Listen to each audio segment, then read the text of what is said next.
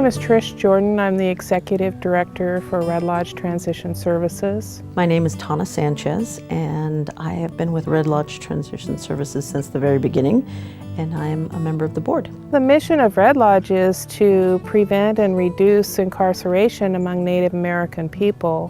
When they come out of prison, having supposedly paid that price, we continue to make them pay by holding a felony over their head, meaning they can't find a place to live, they can't find a job, they can't find resources to help them support themselves. The stress of not having the support that they need or not knowing what to do next increases the risk of relapse, which just starts the whole process over again. And if they don't have the support that they need, they're going to go into survival mode. And that's not a good place for anybody to be. I want women to come out of prison and come out of prison wearing clothes, not that gray sweatsuit. I want them coming out of prison carrying their whatever they have with them in a backpack or a suitcase rather than a clear plastic bag. I want them to be able to lay their head at night, that night, someplace where people are around them who know and understand what they've been through.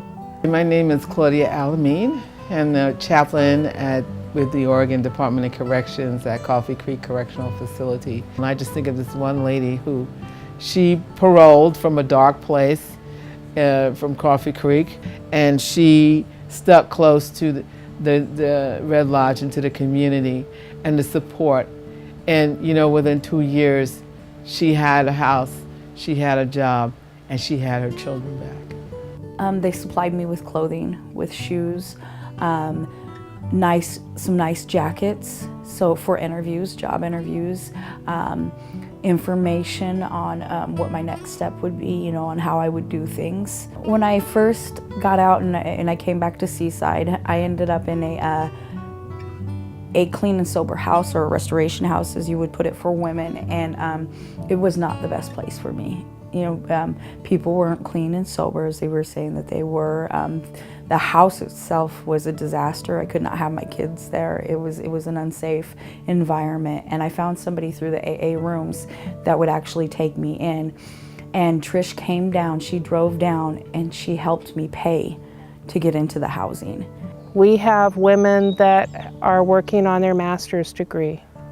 We have women that are going to be alcohol and drug counselors. We have men that are taking care of their families now and supporting their families because they have a livable wage job. I'd just like to say that I owe all my success, a lot of it, to Red Lodge. For, you know, without them, I wouldn't be where I am today. I'm really excited because I'm getting ready to graduate this year, and I'm going for my bachelor's, for my CADC too, and in hopes to come back and work for my community and help other Native Americans like myself be successful, or anybody that's living in poverty be successful. It's so amazing to be able to watch people like the lights go on sometimes when they think, oh my gosh, really? You mean I'm actually important to the world? I'm actually important to the next 7 generations to come. And explaining that to people and helping them understand that from a very traditional perspective is so very, very different than what anybody else is doing. And some of us aren't raised in our traditions all the way, but we want to connect so badly. And we were given that connection from those classes. We were given the ability to do that. So when we were able to write our kids or to see our kids, we could pass that on to our kids. The building of the sweat lodge, to being able to plant our own sweetgrass and for us to harvest it every year. The spring celebration and the meals that were brought in. She's the one that goes out and she makes the calls and picks up the fish and picks the berries and gets the berries donated, and the roots, and all those are sacred food to us, and those foods help feed our soul, and the celebration of it helps ground us and makes us realize why we're still here and to give thanks. It's about being able to succeed. It's about being able to better ourselves in our lives. And without those resources, you really can't.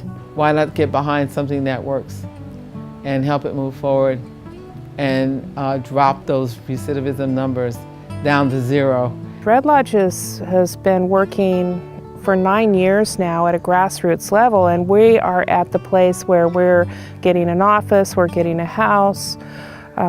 We're really making this happen. It's reality now. We want people to join us in the effort to make sure that the next 7 generations doesn't have to go through this.